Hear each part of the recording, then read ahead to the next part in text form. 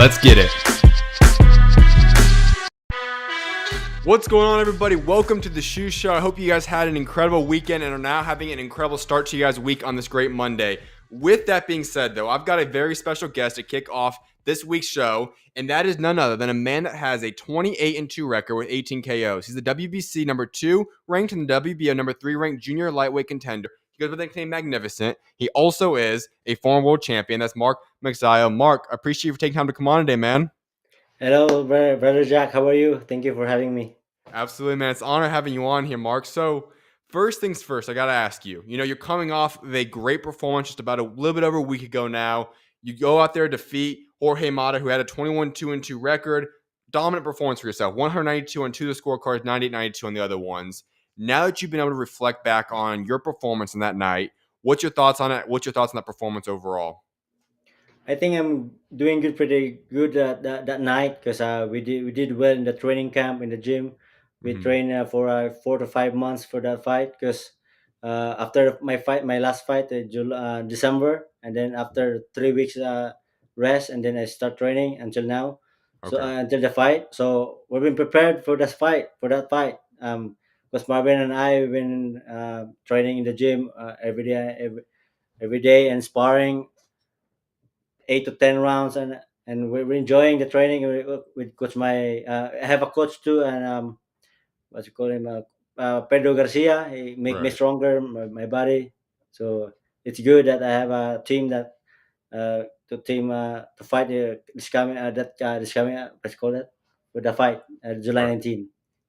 Absolutely. So I have to ask you this question. Overall, it was an incredible performance. You could have very well said that, you won without losing a single round that fight. Obviously, one of them thought differently. But when you look back at it, is there anything you saw in yourself that, you feel like you could have gone out there and improved on and got better in? I see myself. I gotta improve for my stamina, my timing, Mm, and my maturity in the ring, and I have a focusing in the stamina and my body in my body. right. So when we go to if we go to the ring, we're well prepared. So we train for that fight um, to win, and for the next fight is the whatever fight. Right.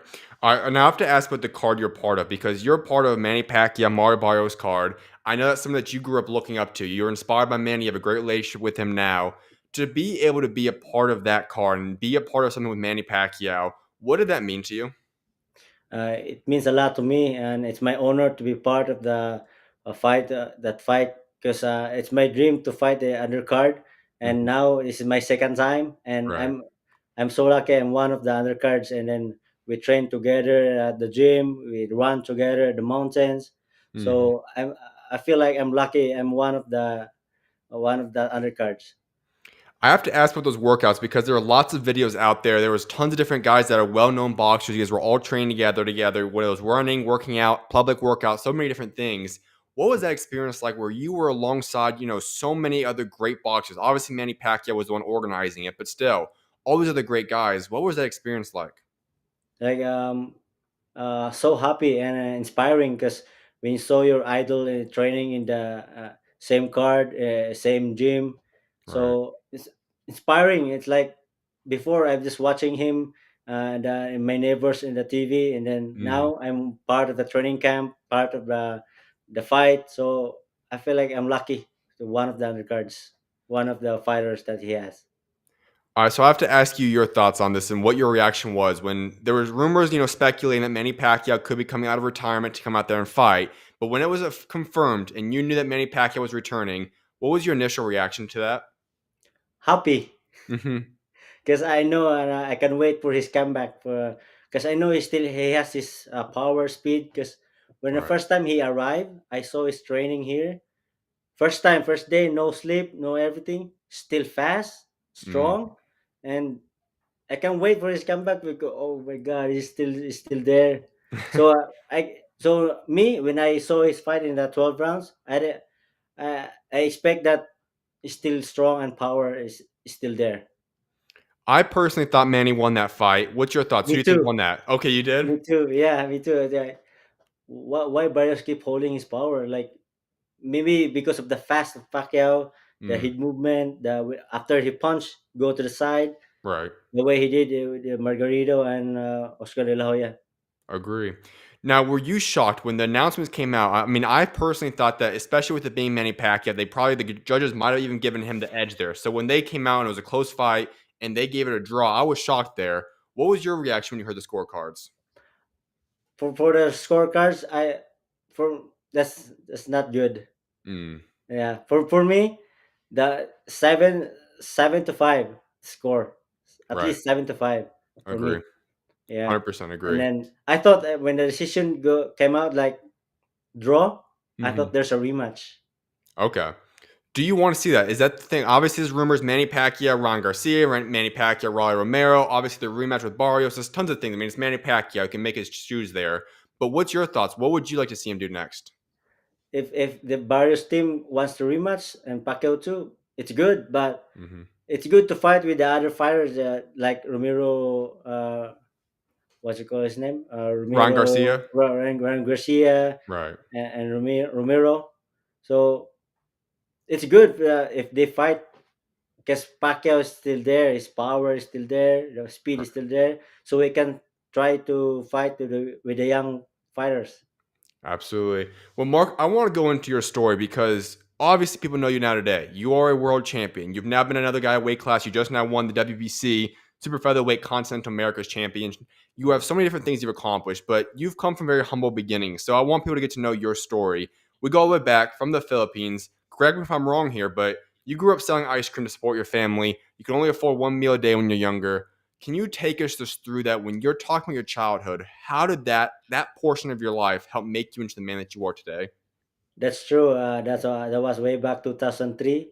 I Mm, was selling ice cream in the Philippines, in my province. I saw the gym that there's a lot of kids that training. right. When I saw the kid, that's why I asked the owner, Can I train too? Because I'm 7 years old, coming 8. So the owner said, "Oh yeah, you can train." So I stopped selling ice cream the next day. I Okay. start training. Yeah, they try out me sparring there, and then with the first fight, I lost the fight. Second fight, I lost the fight. Third Mm. fight, I lost the fight. And my father told to me, "Stop boxing. No, you have no future with that." Yeah, and then for my mind, I'm still kid. I'm still a young. I think I follow my dream. I just follow my dream, train hard, and the next day, the next fight for it's the same opponent. Hmm. I win the fight.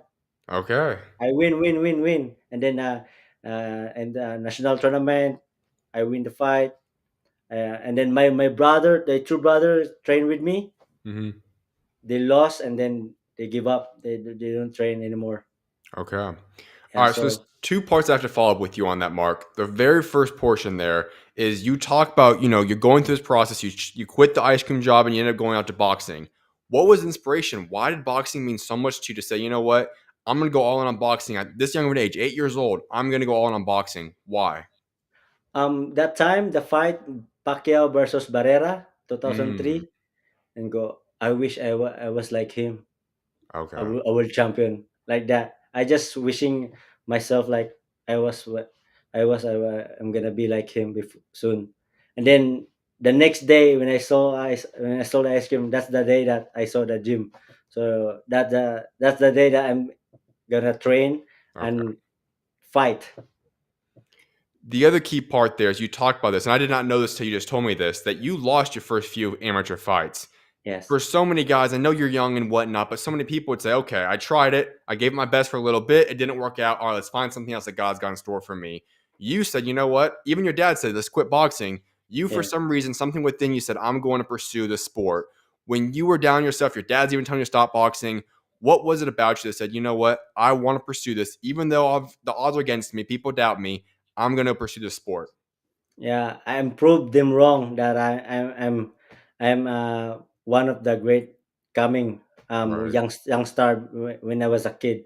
So I just focus my mind, follow my dreams, and then just pursue myself. Like I want to be a world champion like Manny Pacquiao. Mm, I'm inspired every time he fight. I'm inspired and after he fight, I go to the gym to train. Yeah, I'm excited every time he win, every time he fights. That's what I like Manny Pacquiao, his work ethics and everything. That's why I'm inspired to train. Mhm. If I were to have known young Mark and I could have come up to you when you're 8, 9, 10 years old and said, "Hey, Mark, in the future, you're going to be on a Manny Pacquiao card. You're going to be training with him. You're going to be sparring with him, working out with him." What would your reaction have been? If excuse me, If I if were to have I known you when you're younger, I told you in the future that you will be able to go work out and spar with Manny Pacquiao, be on his undercard, what would your reaction have been at 8, 9, 10 years old? was like, I'm inspired to tell them to tell if they told me that, oh, we're gonna spar with Manny Pacquiao in the future. Correct, yeah. Like, yeah, now I want to spar with him, but I'm too small for his opponent. Like, Barrios Right. is too tall, but I'm ready to spar with him. But he's my idol, man. He's my idol. Like, Right. it's an honor to when you run with him. It's an honor to run with him, train with him for his sparring. That's a pleasure, man. Yeah. Absolutely. Now, I just have to ask you, if I were to ask, the young Mark, and I told you that, when you're in the future and you're looking up to Manny Pacquiao, if I were to said, you know what, one day you don't just have to look up to Manny Pacquiao, you're going to know him. You're going to be able to be a part of his undercard. What would your reaction have been to that aspect of knowing that in the future you're going to have the opportunity to work out with, be kind of know Manny Pacquiao? Yeah, when I was a kid, some of my cousin told me that maybe one day you're gonna be a one of his guard if you work hard. Hmm. So in my mind, I just work hard, train to be like him, to be a world champion, to be a great one, same like him. So I'm so grateful that I'm one of his fighter in his promotions. So I'm so lucky I'm one of them. All right, so I have to ask you, how did this relationship start with Manny Pacquiao? What's the very first day you got to meet him and get to know him? How did you guys get to grow this relationship? That was way back 2017. Okay. First time we met. I can speak. Like, I'm speechless when I saw him. Like, oh, I just watched him in the TV. Like that. Yeah. That was the first time to way back 2017. Okay. All right, so I want to get back into your story now, Mark, because we just talked about this. You stuck with boxing. You end up having about 200 amateur career fights, and that includes your four-time amateur boxing champion at the ABAP national tournaments. Mhm. As you're going through this amateur career, when did you start to believe that, you know what, I have a chance to be somebody special? I can be a world champion in the future. When did you start to realize that? I realized that when I first champion in national tournament, Okay. when I first time fight in the tournament, like, oh, this is my career. Mm, This is my passion. This is my work.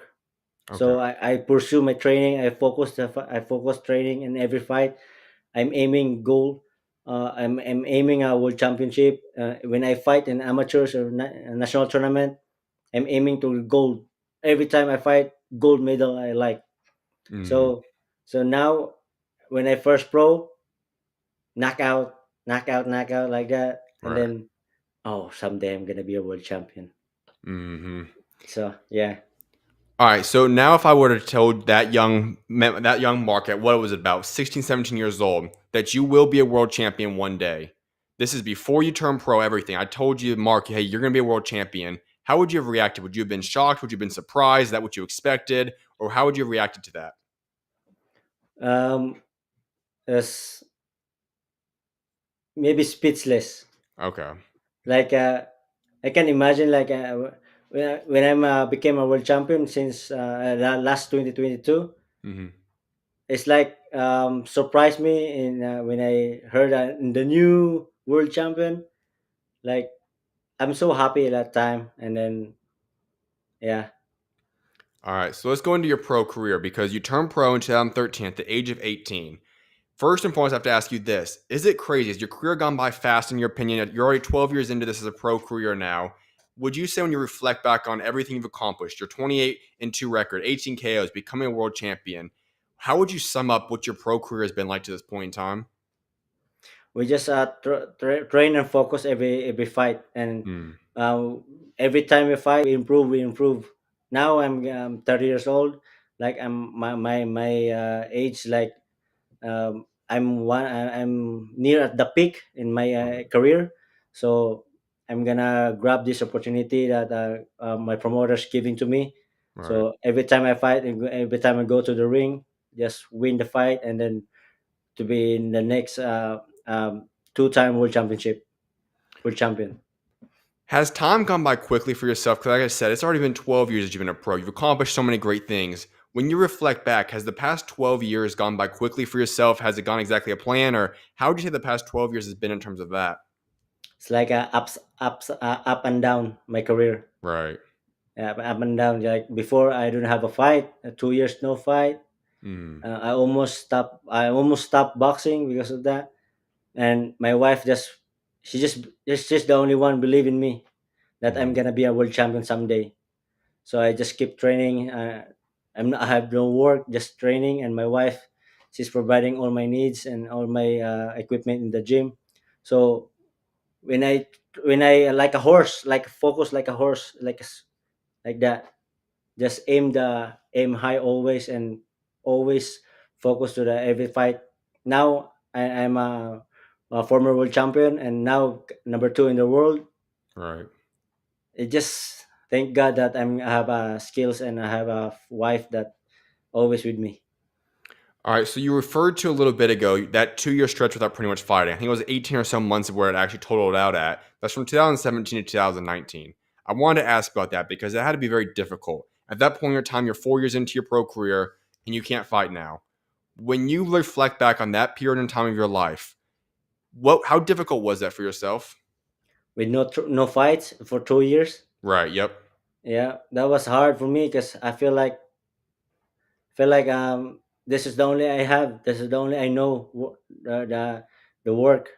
Mm, So I told to my wife that I'm gonna stop training for now. I'm gonna go to the work, mm, and she won't stop. She won't let me to go to the work. She just pursue me to just train. I do the work. You train because I know you're gonna be a world champion someday. Let's go mm, to the. She spent some of her saving. Go here to the U.S. and then make me a good deal for the MP promotion and PBC. So right. I have a contract here for 5 years Right. now. 5 years now. So I'm so lucky that the PBC likes my performance, like my skills, like my ability. So I'm taking this opportunity, and every fight gonna win every fight. How close did you come to possibly giving up on boxing during that 2 year stretch?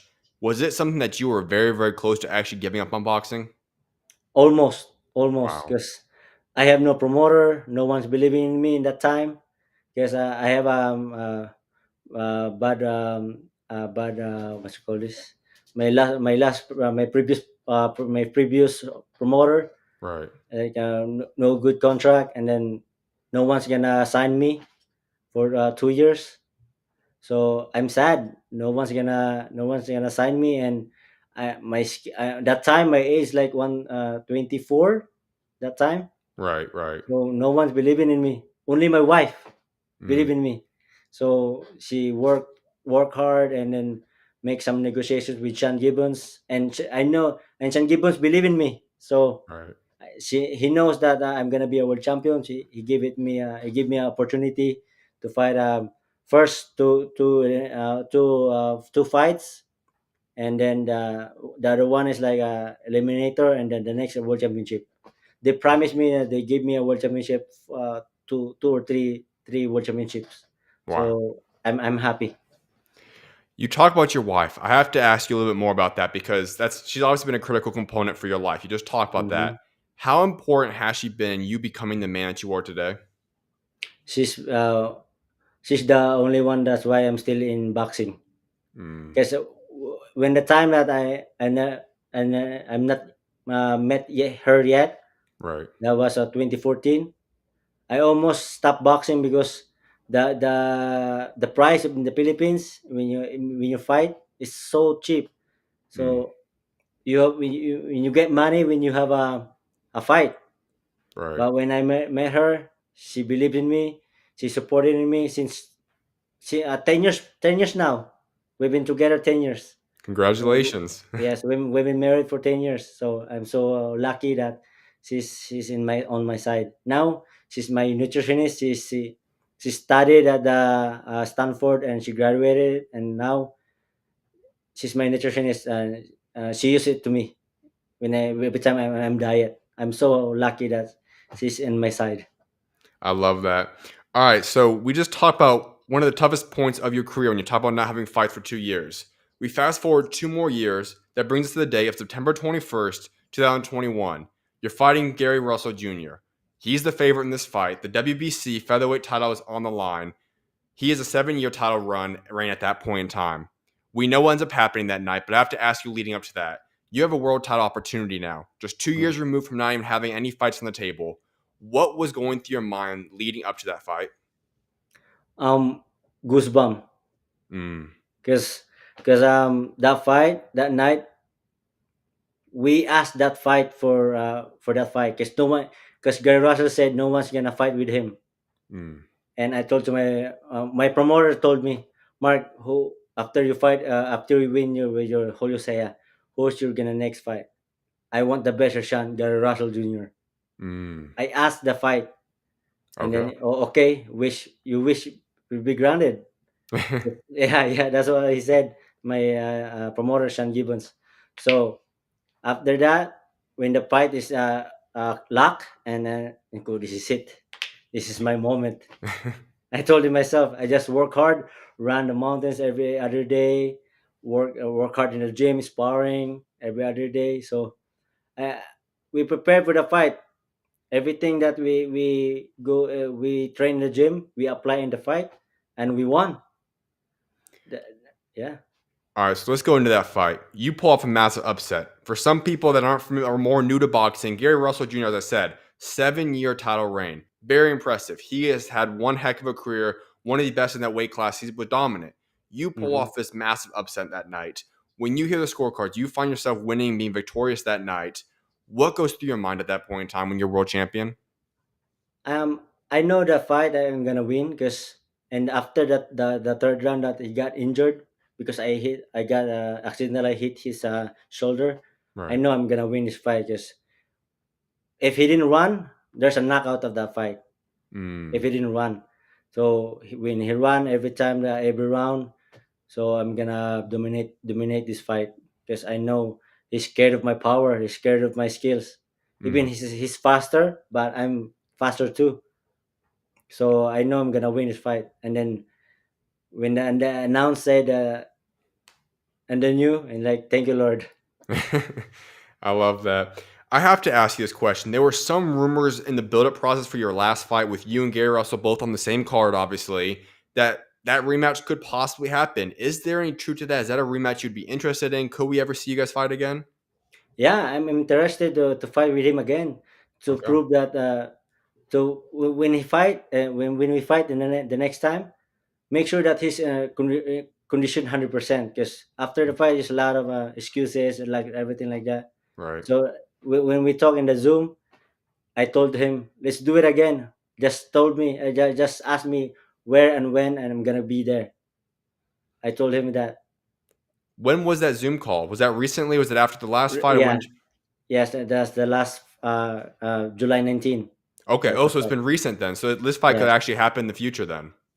yeah, and just tell me when, and then tell me where, so we can fight. What weight? 130, 135. Just don't want just no 126.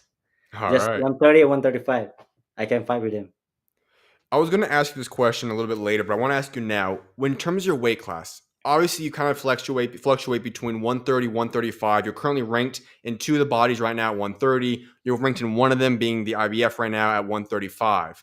Hmm. Which one do you want right now? Is there something that you, if you're to choose, like, going for a world championship, are you targeting and angling yourself at the 135 division, 130, or what do you want? Like, what would you consider as your weight class? For now, I'm gonna aiming for 130 because I'm ranked number two. I'm the nearest rank right now, Right. and probably that we're gonna fight. I will have to fight in WBC. Okay. Yes. Makes sense. All right, now I want to go into your next fight after the Gary Russell one. You end up fighting Ray Vargas, a very tricky, interesting fighter. You end up losing that night. Can you take us through that night for yourself? I think I'm win that fight. For me, I'm win that fight because I did my part there. I did my job to win the fight. Hmm. My for 1 to 12 rounds, I knock him down twice, but the other one counted. The other one not counted. So Right. some issues right there. So that's it. I think I won the fight. Is that a rematch that you would be open to making eventually? It's up to my promoter, but Right. for me, it's not worth it right now because he's not the world champion. Good point. Yep. All Yeah. right. Then you go to the next one, Brand Figueroa. That's another interesting fight that goes down there. Take us through that night for yourself.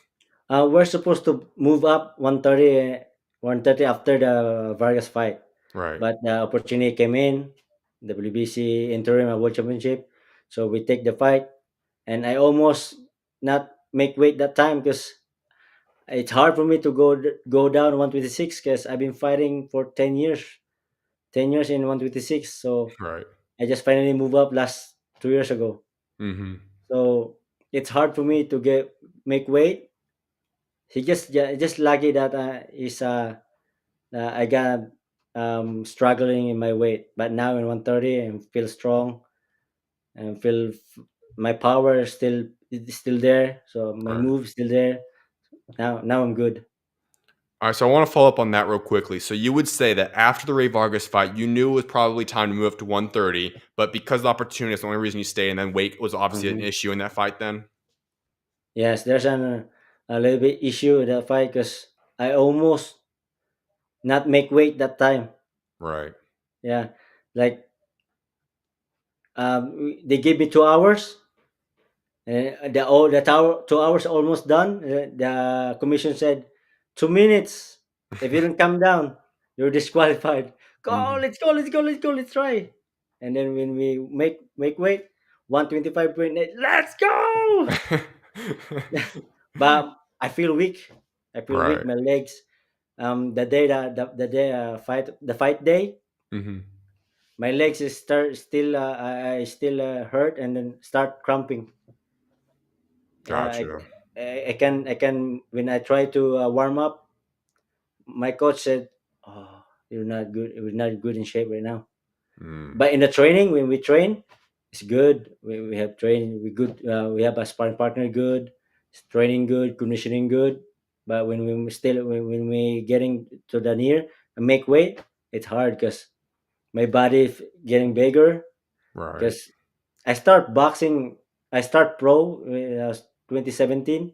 2013. My age is 17. I'm fighting 126 until the last fight in Figueroa 2023. Right. Three. All right. Well, since that loss, you've now are on a 4-fight win streak. You're obviously at 130. Could obviously fight at 135 as well. But I have to ask you this question: what do you want next? As you said, you're number 2 right now in the WBC, number 3 WBO. You have high rankings, obviously title eliminators, world championships. Those are all on the table Mhm. right now. Is there one guy that you're looking at right now and you say that's the guy I want to fight? I asked my promoter that he give me a water fight because I'm ready. And then I talked to WBC CEO like Mauricio Sulaiman. I asked him, "Sir, please give me a water fight. I'm ready. I'm good. I think I'm deserve this because I've been working hard." He said he's gonna give me a water fight this Okay. coming. Let's go. So your next fight will be for world title then? Yes, a water fight. Next fight. All right. Well, I have to ask about this because obviously that's a massive news right there. What would you want to go out there and do? Like, well, obviously, when you talk about this fight, is this something that we could see you having this fight later on this year, early next year? What's the timeline for this fight possibly?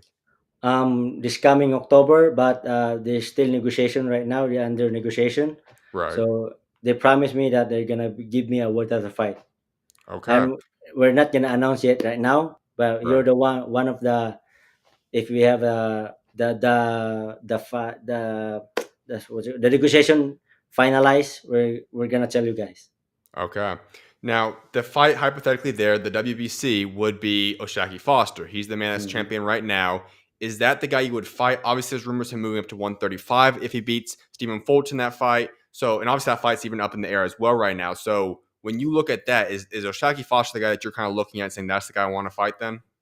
If he wants to defend his belt, if he wants to defend his belt one more time, yeah, I can fight with him. But Okay. if he move up, then we're gonna fight the who's the next in line in the WBC. Okay. Makes sense. Yeah. All right. Well, I have a couple more questions before I let you go. One of which is this. You look at yourself, 30 years old, still in your prime, you still have a long career, especially when we talk about Manny Pacquiao. He just fought when he's 46 years old. So there could be a lot left for yourself. But when you look at it, is there a certain time frame that you have in the back of your mind that says, okay, by the time I'm this years old, I think I'm going to be able to move on from boxing? For me, 8 years from now, I like that. Okay. Eight, yeah, that's it. Cause I wanna be with my wife long Okay. time. Yeah. So for now, we're gonna focus what's the next in my chapter in my career. Right. We're gonna focus every fight, win every fight, get a world title fight, earn money, and put some investments. Right. Yep. I love that. Now, I also want to ask about this. Your nickname is Magnifico, also known as Magnificent. How did you get that nickname? That was my old promoter. He called Mhm. me Magnifico because every time I go to the fight and inspire, they impress me. They impress my style, so they called me Magnifico, and then my wife called me Triple M.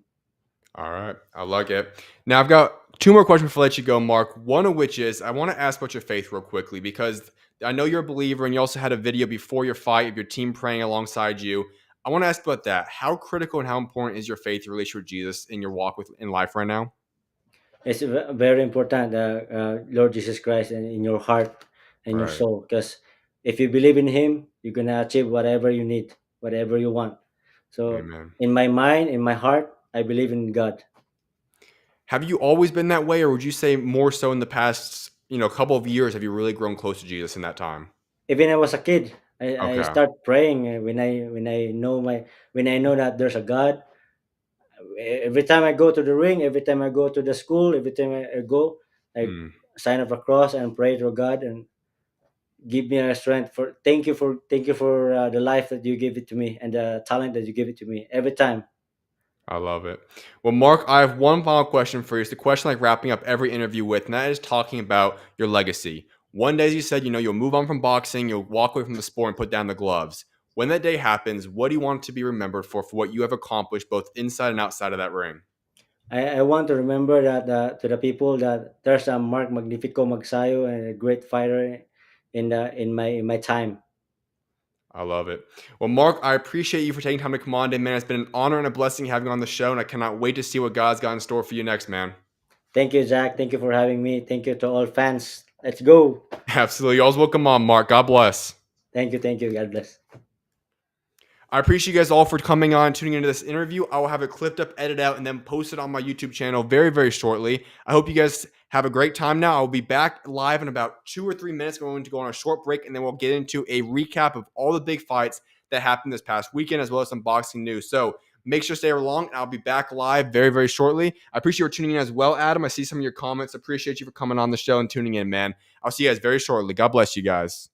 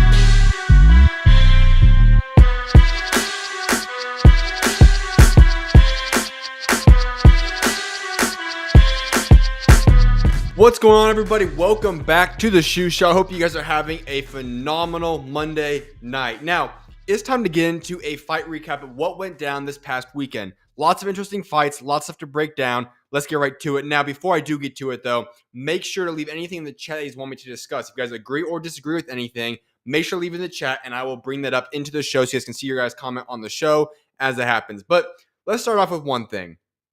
Claressa Shields, she advanced in her pro record to a dominant win. She finished the scorecards with 190 and 99.91 on the other two. She retained her undisputed heavyweight world titles. All right. She dominated that fight, and it went exactly as planned. I don't think anybody expected anything differently. She went out there, took care of business, so on and so forth. But let me make this very clear. Whether you like Claressa Shields or not, we cannot deny that there is nobody in boxing right now that will be able to defeat her. Nobody. Any women you want to line up against Claressa Shields, she will win. If you want to make a debate that somebody for some reason is more skilled than her, maybe, but she's always going to have the size advantage on them, and odds are that the debate when you want to bring in the skill set is probably inaccurate anyways. Claressa Shields is absolutely dominant, and there is nobody in women's boxing right now that will be able to dethrone her. She is likely to end this career undefeated. There are some interesting fights you can go down and make it 154, stuff like that. But listen, at the end of the day, Claressa Shields is the greatest woman of this era. If you want to bring Katie Taylor in because of her resume, that is fine with me. I understand that. But at the end of the day, Claressa Shields is the most talented fighter in women's boxing right now. No ifs, ands, and buts about that. And she proved that once again on Saturday night. If she's going to go forward with what's next for her career, where does she go from here? There is lots of things on the table. But let's just be honest. Nobody will be competitive. So if you're Claressa Shields, you're going to have to make a business decision here. And the Ollie fight is on the table. She wants to come back at her age, and if that's her decision, good luck with that. That's probably the most realistic fight to make. If you're Claressa, every plan you make right now is to go make the most money off your career. Nobody's going to defeat you. There's no point in shrinking down to 154, different things along those lines, simply to make a decent fight happen. And odds are, if she even does shrink down to 154, she's going to have her way with Michaela Mayer as well. That's the fact. Sadisha Green's another fine fighter, but at the end of the day, nobody's going to defeat Claressa Shields right now. She has proven it time and time again. She is going to go down as one of the most accomplished women's boxers of all time, if not the most accomplished, and she is regarded as one of the greatest, if not the greatest women of all time for a reason. So stop messing around. If you like her or don't like her, she is special. It's time to start embracing her. Now, the interesting thing is that she is now a free agent. She's been with Salida Promotions now for quite some time. She is now a free agent. I think Salida Promotions has done great by her. They've done great fights, great cards, so on and so forth. But I do wonder this. One promotional company is dominating women's boxing, far and away. That is going to be Jake Paul's most valuable promotions. If we're going to be honest right now, the best brand overall is MVP. We'll see what she decides there because Salida Promotions has done great by her, and I'd have nothing wrong against her going back to Salida Promotions. They've done fine by her. But it will be interesting because the only possible group of people in a promotional company that could possibly kind of pull her away from Salida Promotions would be MVP. So that is something to keep an eye on. Let's head over to the final top-ranked card that will ever take place on ESPN. That is the WBO Super Welterweight World Championship between Xander Zayas and Jorge Garcia. The unanimous decision, Xander won that fight 116 to 112, 118 to 110, and 119 to 109. Absolutely dominant performance. I called it 8 months ago that Xander Zayas will become a world champion in the future. A lot of people disagree with that, and I said, all right, let time tell. And here we are today, July 28, 2025. Xander Zayas is now a world champion. He is now the youngest world champion in all of boxing right now.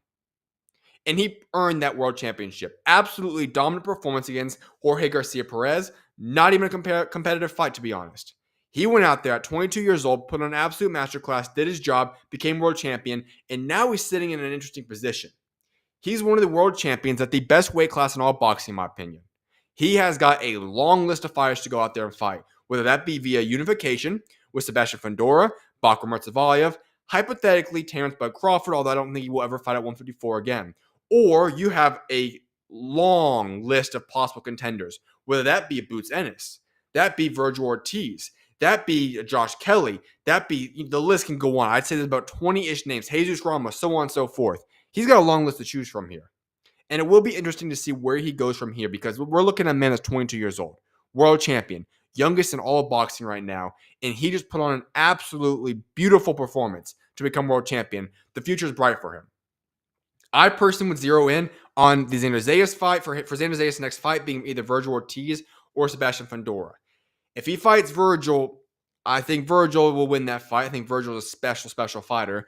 Fundora is the most interesting fight. That gives him the best chance at winning. Xander Zayas is very young. That's why I feel like the Virgil Ortiz fight would be a little bit interesting at this point in time. I'm not sure if he's ready for him. But Fundora is interesting. There is a stylistic matchup where those two guys could possibly make for a good fight right there. So if they're going to unify, in what should have been a fight originally for 2 belts, but they should go out there and make it. That's the fight I like to see them make. Let's go over to the UK. Or actually, no, let's take on the top ranked card. We'll go to the WBC interim featherweight title fight between Bruce Carrington and Mateus Heita. This was Bruce Carrington won by unanimous decision, 119 to 109, 119 109, 120 108. Beautiful performance. Now, this went exactly as I had planned. Bruce Carrington, he's significantly better. Heita was a fine fighter. He was undefeated heading into this fight, but he was more so pulled because of his record. Got a shot with Bruce Carrington. He probably didn't deserve to be ranked. He was not a legitimate threat. Bruce Carrington took care of business, and he earned himself the interim featherweight title. Where does he go from here, though? That's the big question. Bruce Carrington, whether he's been avoided or whatever the case may be, he has earned a world title opportunity. He's more than earned it. He's ready to fight one of the top guys at 126. And personally, Rafael Espinoza is the fight to make. Both guys are at top rank. Both guys are champion, or Espinoza the champion. That's what Bruce Carrington is angling himself for. It makes the most sense. And that's clearly who Bruce Carrington wants to fight as well. He said that so many times since he won his fight. Let's make that fight happen. Beautiful matchmaking. Let's see Bruce Carrington, Rafael Espinoza. That's what I want to see. Bruce Carrington has had a great run, but I feel like we're all waiting to see. Is he officially that guy? I think he's a very, very good fighter. An elite contender, a top contender, possible world champion.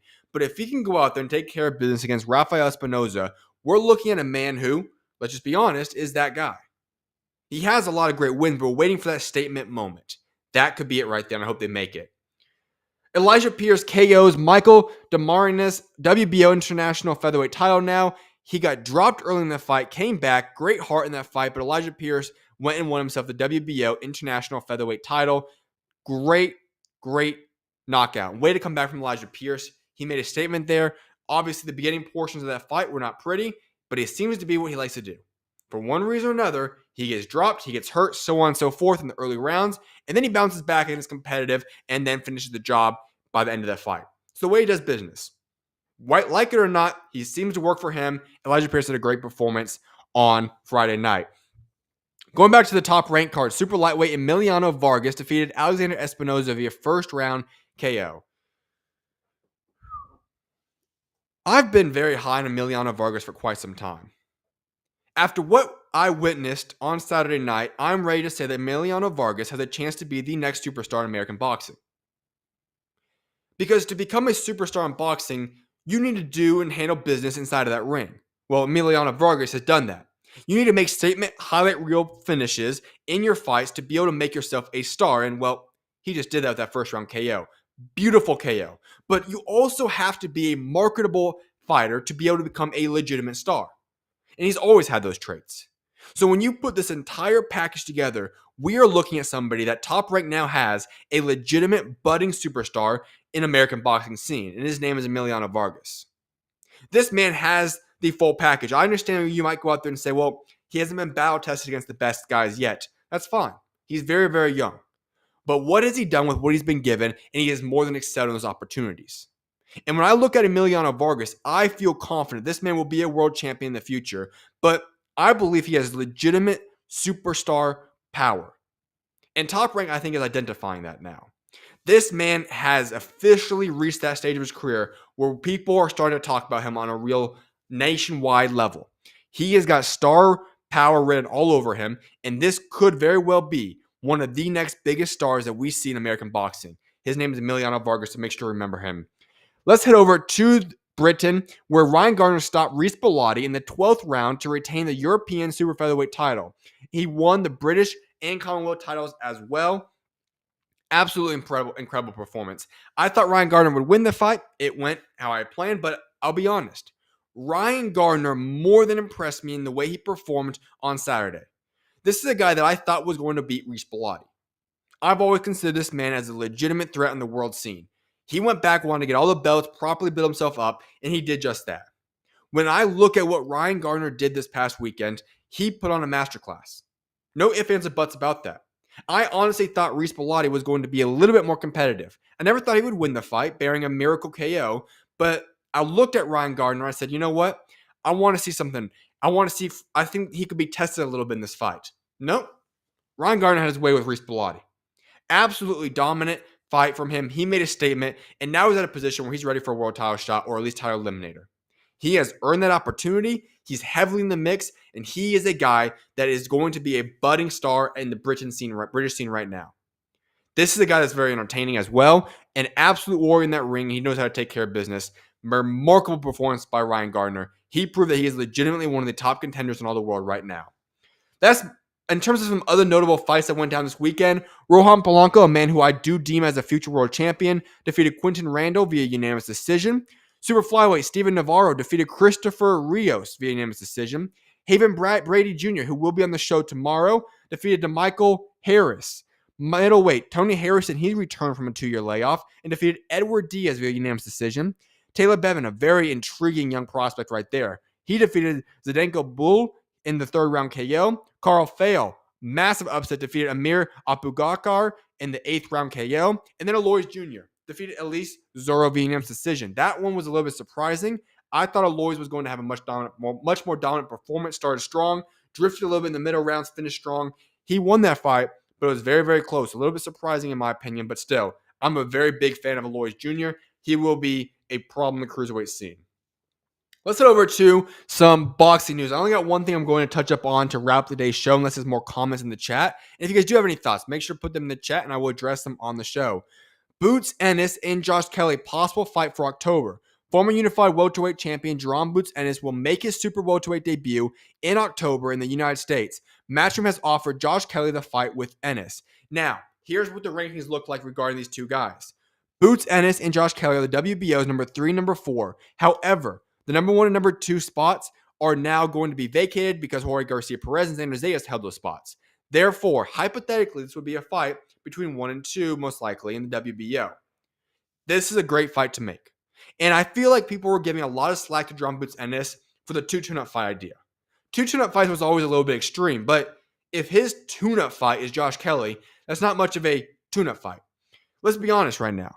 Josh Kelly, while he has not fought the best competition in the world, he is still a solid fighter. If we're going to consider a guy that's going to be ranked number 2 in the WBO, a tune-up fight, I don't think people need to be giving any more slack to Boots Ennis. And I feel like he received a lot of hate when this man was looking at Sergey Boachuk and a Josh Kelly. Those are not tune-up fights. And I know that's the word that was being thrown out there, but those are not tune-up fights. Those are legitimate fights to get yourself ready. If your welcome to 154 fight is Josh Kelly, Sergey Boachuk, one of those types of guys, that is not a welcome to 154. That's a let me go out there and fight one of the top contenders. No, it's not for a world championship, but that's fine with me. That's a great matchmaking plan right there by Eddie Hearn and Boots Ennis, and I like that. Hopefully the Josh Kelly fight does get solidified. Boots Ennis will win that fight, make no mistake about it. But that's a good welcome to 154, get his feet wet, and then move forward as a potential world champion, what would likely be a world championship shot in his second fight back. So that's what's on the table for Boots Ennis. I like that idea right there. Josh Kelly makes perfect sense. Hopefully they can get that deal agreed to and made in the near future. With that being said, I don't see any more comments in the chat. Now, if you guys have anything, make sure to go put them in the chat and I will address them as I go out the remainder of the show. But I hope you guys do have a phenomenal rest of you guys' Monday. I will be back live tomorrow, Tuesday evening, with a special guest I just announced a couple minutes ago. Haven Brady Jr. will be joining the show, so make sure to tune in that tomorrow night. I will announce the time of that interview tomorrow afternoonish, so make sure to tune in then. But I do hope you guys have a remarkable rest of you guys' Monday. May God bless you guys all. I will see you guys back live tomorrow. With that being said, SchuZ out. God bless you guys. See you guys tomorrow.